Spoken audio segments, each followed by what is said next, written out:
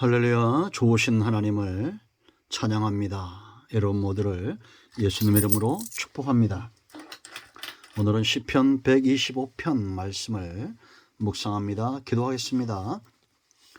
영광을 우리 하나님께 올려드립니다. 온 마음으로 하나님을 사랑합니다. 시편의 말씀들을 열어주시니 감사합니다. 주의 보혈을 의지합니다. 우리의 모든 죄와 허물을 사하시고 주의 이름을 의지합니다. 하나님의 선하심과 인자하신 뜻들을 우리 가운데 보여주시기를 원합니다. 종을 낮추시고 겸손하게 하시고 오직 말씀의 도구만 되게 하옵소서. 오늘도 말씀을 사모하는 모든 영혼들 가운데 하나님의 위로하심과 은혜와 응답이 있는, 무엇보다 깨닫게 하시는 은혜가 있기를 또한 원합니다. 예수님의 이름으로 사모하며 기도합니다. 아멘. 125편 1절 보겠습니다. 여호와를 의지하는 자는 시온산이 흔들리지 아니하고 영원히 있음 같도다. 아멘. 자, 여러분, 모든 인생이 추구하는 것은 바로 행복이죠. 돈을 벌고자 하는 것도 행복하기 위함이고, 건강을 지키는 이유도 행복하기 위함입니다. 우리가 일생을 살면서 가장 행복했던 시절이 언제인가를 생각해 보면 통계적으로 내가 의지할 수 있는 곳, 기댈 수 있었던 그런 시절이죠. 어린 시절 부모님을 의지할 때, 또 의지할 수 있는, 기댈 수 있는 친구들이 있을 때, 좋은 스승을 만날 때, 이런 관계를 통해서 참된 행복을 사람들은 느낀다라고 말합니다. 근데 문제가 있죠. 영원하지 않다는 겁니다. 부모도 영원하지 않고, 돈도 영원하지 않고, 건강도 영원하지 않습니다. 그러므로 사람들은 신앙을 갖고자 합니다. 근데 세상엔 거짓되고 이단들이 많죠. 잘못된 것들이 많습니다. 우리는 성경을 통해서 분명히 분별할 수가 있습니다. 오직 하나님 외에는 영원한 것이 없다라고 믿어야 됩니다. 이스라엘 백성들이 애굽에서 노예로 있을 때 그들이 원했던 것이 얼마나 많겠습니까? 필요한 것들은 또 얼마나 많겠습니까? 그런데 하나님은 그들에게 여호와 이름, 하나님 자신을 주시는 겁니다. 신앙의 깊이와 우리 삶의 영적인 새로운 국면은 하나님을 얼마나 의지하게 되느냐, 그때부터 신앙도 깊어지고 우리의 삶도 달라진다는 것을 알아야 됩니다. 성경의 믿음의 사람들이 보여주죠. 예수님을 만나는 순간 삶이 달라지는 겁니다. 의지하는 순간 우리의 삶과 신앙은 더 깊어지는 겁니다. 우리가 하나님을 의지하지 않고 어떻게 믿음이 형성될 수 있고 동행이 가능하겠습니까? 하나님께서 자기 백성들을 찾으시는 이유도 여기 있죠. 나를 의지하라는 겁니다. 나는 너의 하나님이고 너희는 내 백성이다 라는 겁니다. 결국 우리가 이렇게 하나님을 만나기 위해서 큰 씨름을 하고 연단되어지는 그런 과정을 통해서 결론은 어떻게 됩니까? 욥의 고백에 잘 나와 있죠. 욥기 23장 8절 말씀부터 12절 말씀을 보면 12절부터 볼까요? 내가 그의 입술의 명령을 어기지 아니하고 정한 음식보다 그 입의 말씀들을 귀히 여겼도다. 이런 신앙으로 영적으로 깊어진 음식보다도 더 말씀을 귀하게 여기는 하나님을 의지하는 이런 상태로 그가 지금 성장하고 있다는 거죠. 그런데 그전에 어땠습니까? 8절 말씀 보면 내가 앞으로 가도 그가 아니 계시고 뒤로 가도 보이지 아니하며 그가 왼쪽에서 일하시나 내가 만날 수 없고 그가 오른쪽으로 돌이키시나 배울 수 없구나. 그러나 내가 가는 길을 그가 아시나니 그가 나를 단련하신 후에는 내가 숨금같이 되어 나오리라. 내 발이 그의 걸음을 바로 따랐으며 내가 그의 길을 지켜 치우치지 아니하였고. 아멘. 여러분, 성도의 삶이 복이 있는 이유가 여기에 있습니다. 하나님을 의지하는 자들에게 하나님께서 복을 주십니다. 오늘 125편 말씀은 누가 썼는지 잘 알 수 없지만 그러나 고난 가운데 바벨론 포로 귀환 이후에 썼다라는 그렇게 추론할 뿐이죠. 그러나 모든 성도는 하나님을 의지하도록 하나님이 일하십니다. 왜냐? 그래야 흔들리지 않는 거예요. 우리가 성경을 통해서 알 수 있는 것은 정말 복은 흔들리지 않는 거죠. 내가 가는 길을 주님이 아십니다. 목자와 동행하는 양은 흔들림이 없죠. 흔들리고 실족하고 넘어진다는 것은 목자의 음성을 아직 정확하게 보다 분명하게 깨닫지 못하는 겁니다. 하나님의 음성은 모든 곳에 있습니다. 환경 속에 듣고 사람들 가운데 있어요.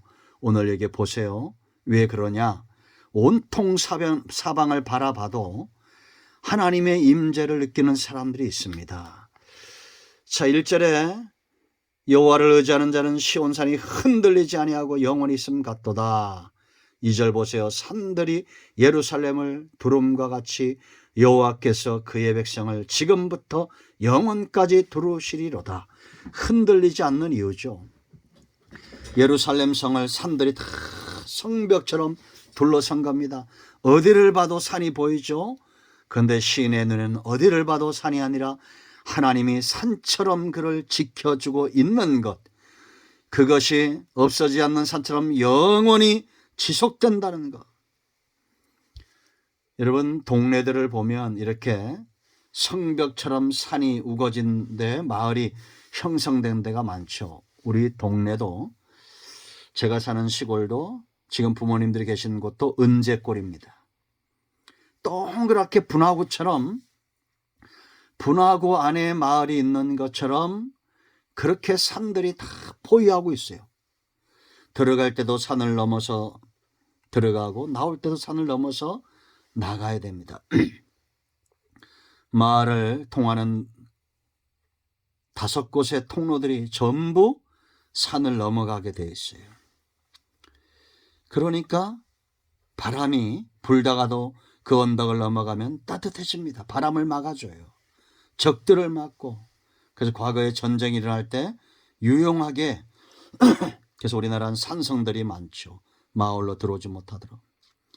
하나님이 이렇게 보호하신다. 흔들리지 않도록 붙들어 주신다. 그래서 다윗은 나의 산성, 나의 방패, 나의 힘이 되신 여호와라고 고백하죠. 여러분, 흔들리고 있습니까? 하나님을 더 의지하십시오. 하나님을 의지하는 자 절대 흔들림이 없습니다. 두 번째, 죄악에서 보호하셔요. 3절 말씀은 이런 겁니다. 먼저 읽어볼까요? 악인의 규가 의인들의 땅에서는 그 권세를 누리지 못하리니 이는 의인들로 하여금 죄악의 손을 대지 아니하게 함이로다. 이게 이런 내용이에요. 성도는 어떤 존재냐? 의로움의 통로입니다. 모든 선한 것의 통로가 바로 성도예요. 하나님은 하나님의 선하신 뜻과 하나님의 이 구속사의 복음을 택한 백성들을 통로 삼아 전하시죠. 세상을 복되게 합니다. 그렇지 않습니까? 온갖 좋은 것들이 하나님으로부터 사람, 그의 백성들을 통해서 이 땅에 전파되는 겁니다. 우리는 전하는 자입니다. 전하는 자가 어떻게 듣고 듣지 못하고 어떻게 믿음에 서겠습니까? 공중에 나는 새도 들에 피는 들풀도 전부 하나님의 영광을 나타내지만, 그러나 하나님이 기뻐하시고 가장 많이 일하시기 원하시는 대상은 바로 하나님의 형상대로 지음받은 저와 여러분입니다. 우리는 선한 역사의 통로가 되어야 됩니다. 복음의 통로가 되어야 되고, 온갖 좋은 것들의 하나님으로부터 오는, 위로부터 오는 모든 신령한 것들의 통로가 되어야 돼요. 그런데 사탄도 사단에게 속한 자들을 통해서 죄악을 퍼뜨려요. 이 3절이 그런 겁니다. 악인의 규라고 그랬어요. 악인의 권세, 악인의 이런 어떤 악한 역사, 이런 것들이 의인들에게 미치지 못한다는 겁니다. 권세를 누리지 못한다는 거예요. 왜냐? 이는 그랬죠. 의인들로 하여금 죄악의 손을 대지 아니하게 하렵니다. 악한 자들이 죄악을 퍼뜨리면 의인들이 그 죄악의 손을 댈 거 아니에요. 그런데 그렇게 되지 못하도록 악인들의 권세와 규를 막는다는 겁니다. 그러므로 여러분, 우리는 성도의 삶의 영역은 하나님과 선한 역사여야 됩니다. 악은 모양이라도 버리십시오. 세 번째, 하나님을 의지하는 자가 왜 복이 있느냐? 선대하신다는 겁니다. 4절 보세요.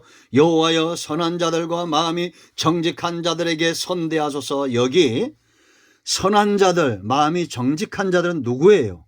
1절에 여호와를 의지하는 자죠.